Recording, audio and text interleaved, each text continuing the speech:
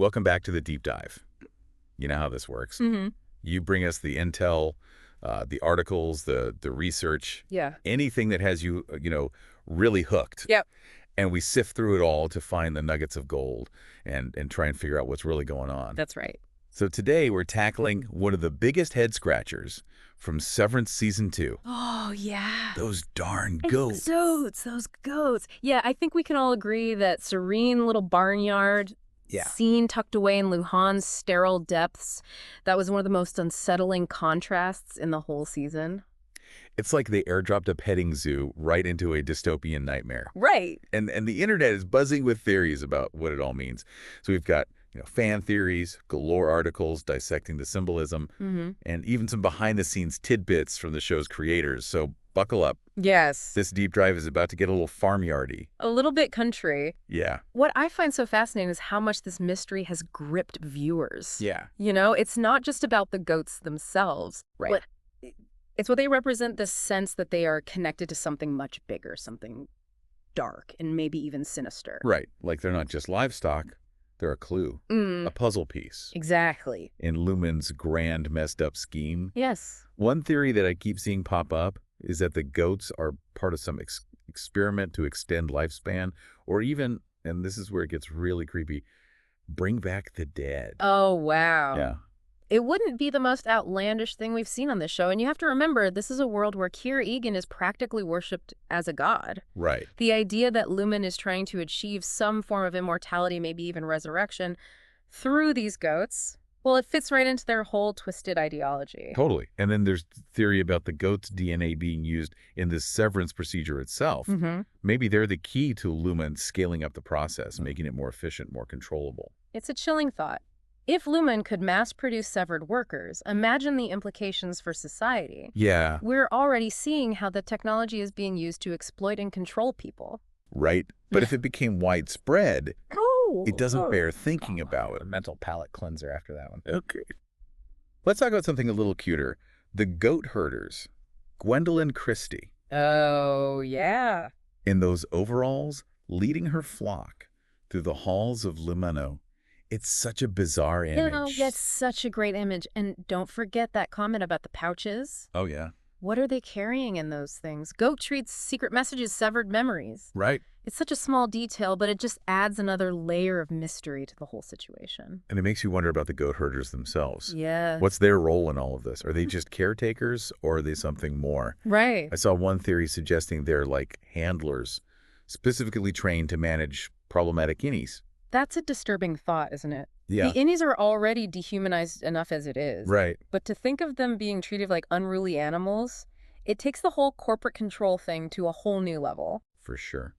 Speaking of things being severed, I'm really intrigued by how Season 2 explores what can and can't be truly separated. They play that song Love Spreads in one of the episodes. Yes. And it feels like a really deliberate choice. It does, doesn't it? Because we see these glimmers of love and connection breaking through those severance barriers. Yeah. Mark's memories resurface during reintegration when he's asked about his mother. Right.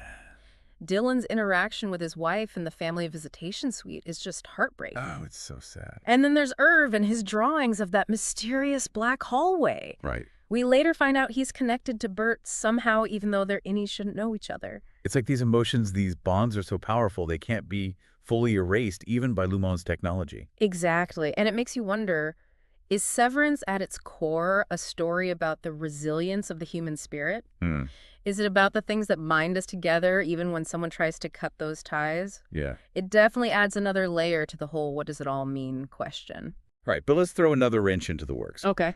They introduced this whole Cole Harbor thing this season. Yes. And I'm dying to know more about it. All we really know is that it's 68% complete, involves the macro data refinement team, and is somehow linked to Mrs. Casey or Gemma as we now know her. Right, and the timing of its reveal is very deliberate, don't you think? Yeah. Just as we're starting to see cracks in the severance process, just as the innies are finding ways to connect with their outie selves, we get this new mystery that feels even more sinister. Totally.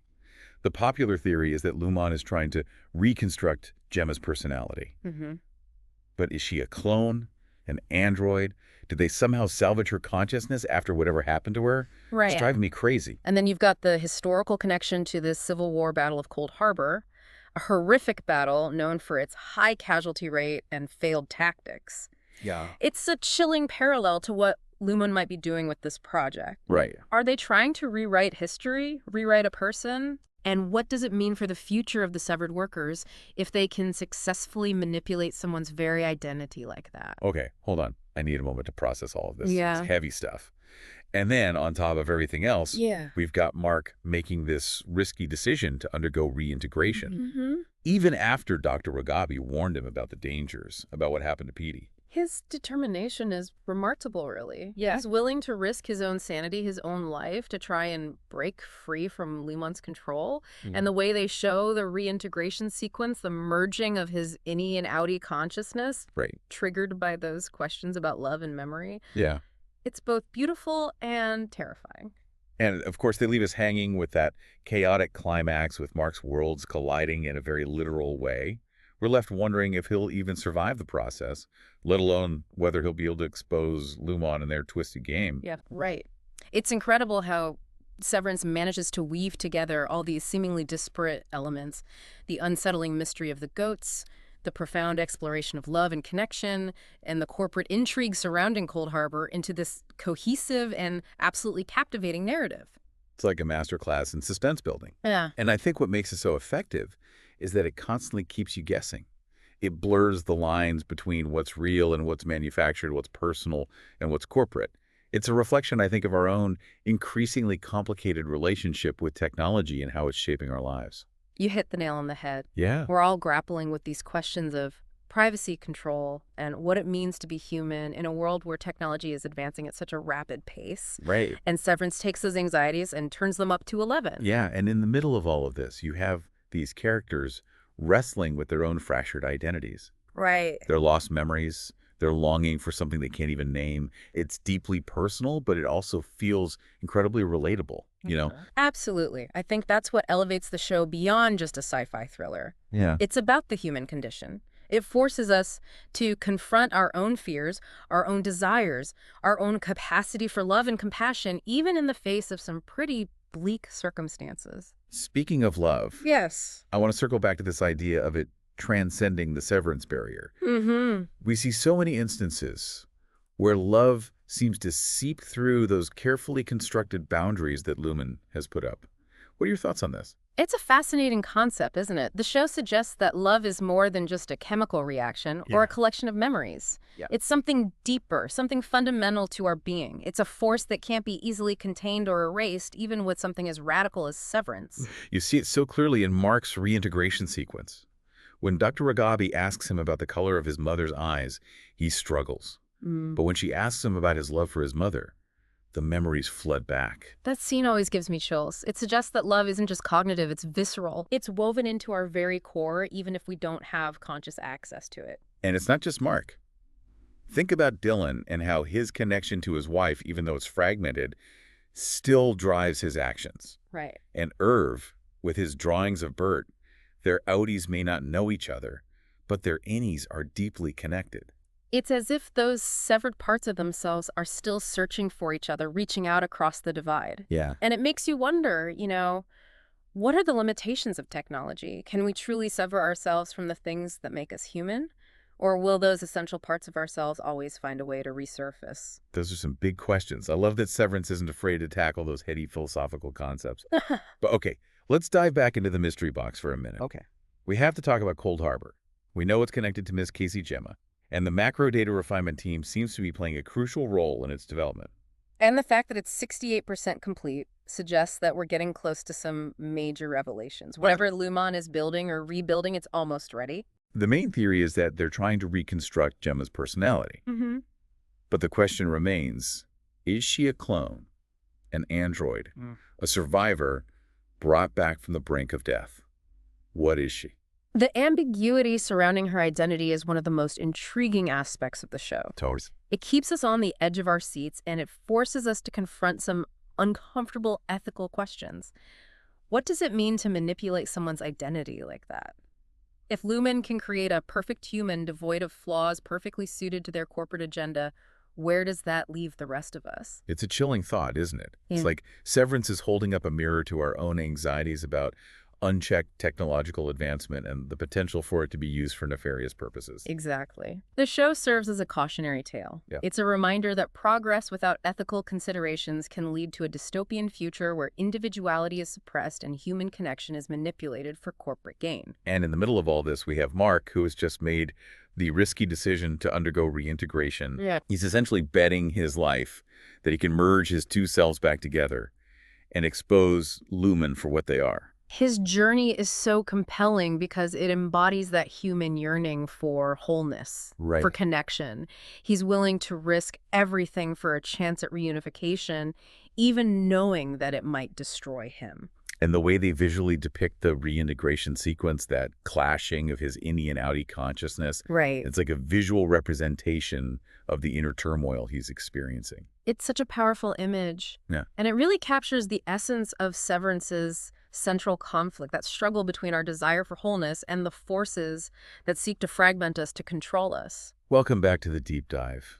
We've been spelunking through the mysteries of Severance. And as we reach the end of our exploration, I think the biggest question lingering in the air is, what does it all mean? Right. It's a show that keeps you thinking long after the credits roll. Yeah. It's packed with symbolism, unanswered questions, and all those philosophical layers Right. that just make you want to dive back in and rewatch everything.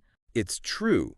Every time you go back, you catch something new, some little detail, some line of dialogue that suddenly clicks into place. Yes. It's like peeling back the layers of an onion, except instead of making you cry, Right. it just leaves you wanting more. Exactly. And at the core of that onion, if you will, is this profound exploration of what it means to be human. Yes.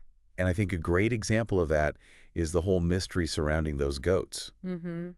We've talked about the theories, but the show never really gives us a definitive answer. And that's deliberate, I think. Those goats are a symbol, aren't they? Yeah. They represent all the things we don't know about Lumon, about the true nature of Severance, about the lengths they're willing to go to achieve their goals. It's like they're a constant reminder that there are forces at play that we don't fully understand, maybe even forces we can't control.